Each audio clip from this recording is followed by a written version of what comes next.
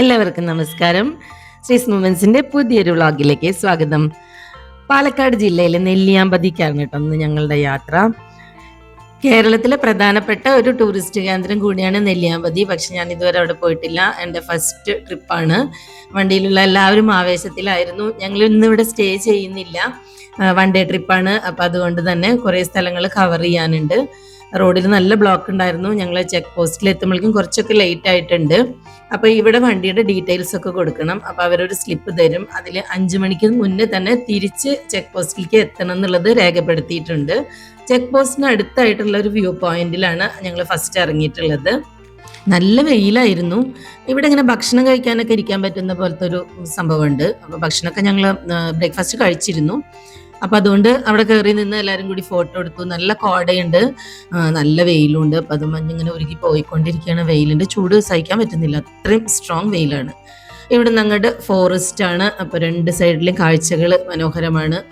മൃഗങ്ങളൊക്കെ വരുന്നുള്ള പ്രതീക്ഷയിൽ ചുറ്റും നോക്കിയിരുന്നു. കൂട്ടം കൂടുമ്പോൾ ആനേനൊന്നും പേടിയില്ലാത്ത പോലെ ആന വരും എന്നൊക്കെ പറഞ്ഞുകൊണ്ട് ബാക്കിൽ നിന്നൊക്കെ ഇങ്ങനെ ഓരോരുത്തർ വിളിച്ചു പറയുന്നുണ്ടായിരുന്നു. അപ്പം എന്തായാലും ആനേനൊന്നും ഞങ്ങൾ കണ്ടില്ല. മലകളൊക്കെ കണ്ടു. നല്ല ഭംഗിയാട്ടോ കാണാനായിട്ട്. റോഡിൻ്റെ ഇരുവശം കാണാനായിട്ട് നല്ല രസമാണ്. നന്ദുവിനും കുഞ്ഞുവിനും ഈ ട്രിപ്പ് ഒട്ടും ഇഷ്ടമില്ലായിരുന്നു. അവർക്ക് കമ്പനിയൊന്നും ഇല്ലാത്ത കാരണം ഈ പ്രായമുള്ളവരുടെ കൂടെ പോയിട്ട് അവരെന്താക്കാനാ. കുഞ്ഞിന് ആകെ സംശയങ്ങളാണ്. എന്തിനാണ് ഇപ്പം നമ്മൾ വന്നത്, രാവിലെ വീട്ടിൽ കിടന്ന് ഉറങ്ങായിരുന്നില്ല എന്നുള്ള പോലെയാണ് കുട്ടിയിരിക്കുന്നത്. നന്ദു ആണെങ്കിൽ ആരോടൊന്നും മിണ്ടുന്നില്ല. ഞങ്ങളെന്തായാലും നന്നായിട്ട് എൻജോയ് ചെയ്യുന്നുണ്ട്. ഇവിടെ വലിയ വെള്ളച്ചാട്ടം ഉണ്ടെന്നുള്ള പ്രതീക്ഷയിൽ ഓരോ ഹെയർ പിൻ ബാൻഡിലൂടെയും പോകുമ്പോൾ ഞാൻ അങ്ങോട്ടും ഇങ്ങോട്ടൊക്കെ നോക്കിക്കൊണ്ടിരിക്കുന്നുണ്ടായിരുന്നു. കുഞ്ഞു കുഞ്ഞു വെള്ളച്ചാട്ടങ്ങൾ മാത്രമേ കണ്ടുള്ളൂ. ഉണ്ടായിരിക്കും, നമ്മൾ കറക്റ്റ് സ്പേസിൽ എത്താത്തത് കൊണ്ടായിരിക്കാം.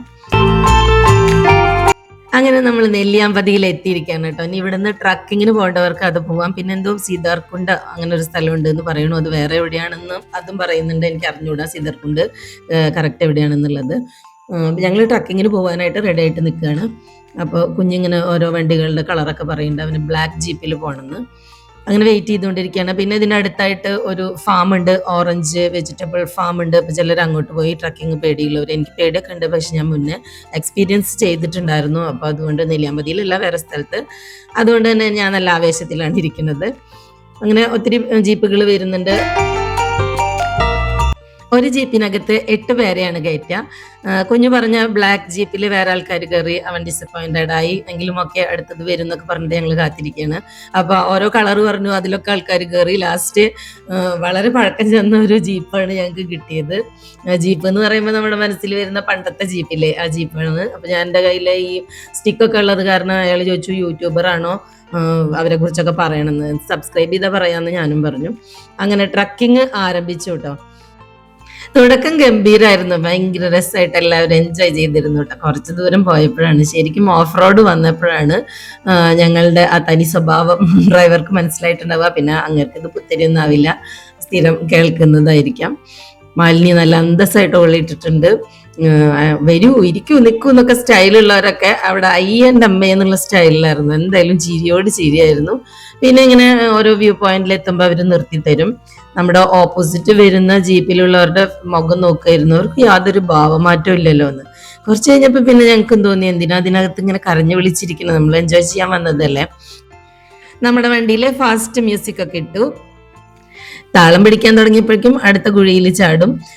അത്ര സ്പീഡിലായിരുന്നില്ല ജീപ്പ് പോയിക്കൊണ്ടിരുന്നത്, എങ്കിലും ഓഫ് റോഡ് അല്ലേ, അപ്പം അതിൻ്റെതായ ബുദ്ധിമുട്ടുകളൊക്കെ ഉണ്ടായിരുന്നു. നമുക്ക് നന്നായി പിടിച്ചിരിക്കേണ്ടി വന്നു. പിന്നെ അടുത്ത വ്യൂ പോയിന്റിലെത്തിയപ്പോൾ വീണ്ടും അവിടെ കുറച്ച് നേരം നമുക്ക് തന്നിട്ടുണ്ടായിരുന്നു. ഒരു വെയിലാണ്, അത് മാത്രമാണ് എൻജോയ് ചെയ്യാൻ പറ്റാത്തൊരു പ്രശ്നം. പിന്നെ കുറച്ച് കഴിയുമ്പോഴേക്കും നല്ല തണുത്ത കാറ്റ് വന്നിട്ടുണ്ടായിരുന്നു. ഞങ്ങൾക്ക് ഈ ട്രിപ്പിൽ വെയിലും മഴയും മഞ്ഞും കിട്ടി. അങ്ങനത്തെ ഒരു നല്ല അനുഭവം ഉണ്ടായി. ഇവിടെ നല്ല ഉയരത്തിൽ നിന്ന് ഇങ്ങോട്ട് താഴത്തേക്ക് വരണം കേട്ടോ. വലിയ മലകളൊക്കെയാണ്, നിറയെ പാറക്കെട്ടുകളാണ് ഇവിടെ ഉള്ളത്. അപ്പൊ കയറുന്നതും ഇറങ്ങുന്നതൊക്കെ വളരെ ശ്രദ്ധിച്ചുകൊണ്ട് വേണം. കുട്ടികളുള്ളത് കൊണ്ട് തന്നെ നമുക്ക് കുറച്ച് ടെൻഷൻ ഉണ്ട്. മക്കള് നമ്മളോട് പറയാതെ അതിൻ്റെ ഇടയിലേക്കേറ്റ പോകുമെന്നുള്ള പേടിയുണ്ട്. വളരെ പീസ്ഫുൾ ആയിട്ടുള്ള ഇതുപോലുള്ള സ്ഥലങ്ങളിൽ വരുമ്പോൾ ഒത്തിരി നേരം അവിടെ സ്പെൻഡ് ചെയ്യാൻ നമുക്ക് തോന്നും. പക്ഷെ നമുക്ക് ഒരുപാട് സ്ഥലങ്ങൾ കാണാനുള്ളത് കൊണ്ട് എല്ലായിടത്തും കുറച്ച് ടൈമാണ് സ്പെൻഡ് ചെയ്യുന്നുള്ളൂ. ഇവിടെ അങ്ങ് ഒത്തിരി താഴത്തേക്ക് ഇറങ്ങാൻ പറ്റും. ഞാൻ ഇറങ്ങിയിട്ടില്ല. ഒരു ലെവലിലെത്തിയപ്പോൾ ഞാൻ അവിടെ ഇരുന്നുകൊണ്ട് ചുറ്റും കാണുകയാണ് ചെയ്തത്. കുറച്ച് ടൈം കഴിയുമ്പോഴേക്കും ജീപ്പിന്റെ ഡ്രൈവർ നമ്മളെ വിളിച്ചിരുന്നു. അങ്ങനെ വീണ്ടും നമ്മൾ സ്റ്റാർട്ടിംഗ് പോയിന്റിലേക്ക് തന്നെ എത്തി.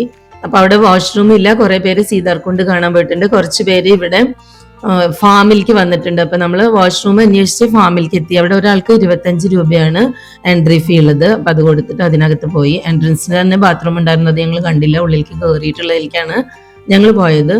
ഫാം നല്ല ഭംഗിയുണ്ട്. ഓറഞ്ച് ഫാം എന്നൊക്കെ അവിടെ എഴുതി വെച്ചിട്ടുണ്ട്. ഓറഞ്ച് ഒന്നും ഞാൻ കണ്ടില്ല കേട്ടോ. കുറെ പൂക്കളും ചെടികളൊക്കെ ഉണ്ട്. പക്ഷെ എന്തിനാണ് ഈ സൂര്യൻ ഇങ്ങനെ കത്തിച്ച് വിടുന്നതെന്ന് അറിയില്ല. നമ്മൾ കരിഞ്ഞു പോകുന്ന അത്രയും വെയിലായിരുന്നു. അതുകൊണ്ട് ഫാം അത്ര എനിക്ക് ആസ്വദിക്കാനൊന്നും പറ്റിയില്ല. ജസ്റ്റ് പൂക്കളൊക്കെ കണ്ടു.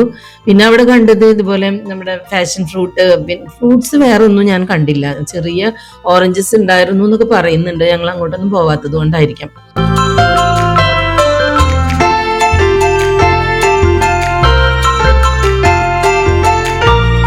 ഇവിടെ രാവിലെയോ അല്ലെങ്കിൽ വൈകിട്ടോ അങ്ങനത്തെ സമയത്തായിരിക്കും ഈ ഫാം കാണാൻ ഭംഗി ഉണ്ടാവുക. കാരണം ഇത്രയും വെയിലൊന്നും നമുക്ക് സഹിക്കാൻ പറ്റില്ല. അല്ലെങ്കിൽ വേറെ സീസണിൽ വരണം. ഒരുപാട് ചെടികളുണ്ട്, നിറയെ പൂവിട്ട് നിൽക്കുന്നുണ്ട്.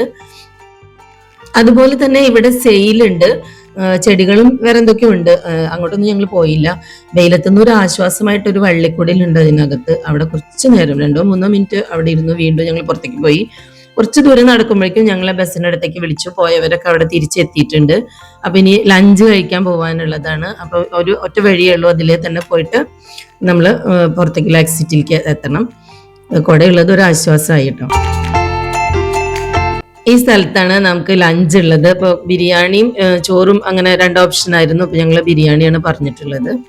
രാവിലെ ഞങ്ങൾ ആര്യാസിലാണ് കയറിയിട്ടുണ്ടായിരുന്നത്. അവിടെ കസേരകളി പോലെയായിരുന്നു. ഒരാൾ എണീക്കുമ്പോഴേക്കും അടുത്ത ആൾ അവിടെ കയറിയിരിക്കുന്നു. ഇതൊരു കല്യാണത്തിന് വന്ന പ്രതീതി ഉണ്ട്. കല്യാണത്തിന്റെ ലഞ്ച് ഹാളിലേക്ക് നമ്മൾ പോവില്ലേ, അപ്പൊ അതുപോലെയൊക്കെ ഉണ്ട് ഇവിടെ. അങ്ങനെ ഞങ്ങളുടെ ബിരിയാണി വന്നു. നല്ല ഫുഡായിരുന്നു, കുഴപ്പമൊന്നുമില്ല. ഈ ഭാഗത്തായിട്ട് നമ്മൾ കുറച്ച് കുരങ്ങന്മാരൊക്കെ കണ്ടിട്ടുണ്ടായിരുന്നു. ഇനി ഒരു കേശവൻ പാറ എന്ന് പറഞ്ഞിട്ടുള്ള ഒരു ഇതിലേക്ക് കയറാനുണ്ട്. ആ കയറ്റം കയറാനുള്ള ഇന്ധനം എനിക്കില്ലാത്തത് കൊണ്ട് ഞാൻ താഴെ നടന്നു. താഴെ ഐസ്ക്രീം ഉണ്ടായിരുന്നു. പിന്നെ അവിടെ തേയില ഫാക്ടറി ഉണ്ട്. കുറെ പേര് അവിടെ പോയിട്ട് ചായപ്പൊടിയൊക്കെ വാങ്ങിയിട്ട് വന്നു. അതുപോലെ ഈ കേശവൻ പാറയിലേക്ക് കയറുന്നിടത്ത് ഒരു അമ്പലമൊക്കെ കണ്ടിട്ടുണ്ടായിരുന്നു കേട്ടോ.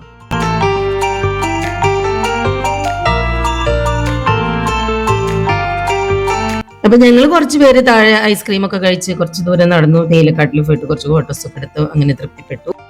സാധാരണ ഹിൽ സ്റ്റേഷനിലുള്ളതുപോലെ അത്ര വലിയൊരു തേയിലത്തോട്ടമൊന്നും കണ്ടില്ല. ചെറുതാണെങ്കിലും അവിടെ ഒരു തേയില ഫാക്ടറി ഉണ്ട്. പിന്നെ നമ്മൾ അവിടെ നിന്ന് വീണ്ടും യാത്ര തിരിക്കുമ്പോഴാണ് നല്ലൊരു വൈബ് ഉണ്ടായത്. അടിപൊളി മഴ കിട്ടി ഞങ്ങൾക്ക്. നല്ല രസമായിരുന്നു. ഇങ്ങനെ ഹിൽ സ്റ്റേഷനിലൊക്കെ മഴ വരുമ്പോൾ ഉണ്ടാകുന്ന ഓരോ തുള്ളിക്കും അത്ര കനം ഉണ്ടായിരുന്നു. ഞങ്ങൾ ബസ്സിൽ കയറുന്നതിന്റെ തൊട്ട് മുമ്പ് തന്നെ കുറച്ച് മഴ കിട്ടി.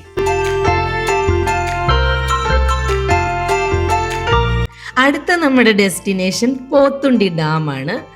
അപ്പൊ പോത്തുണ്ടി ഡാമിലേക്കാണ് നമ്മൾ നേരെ വന്നിറങ്ങിയത്.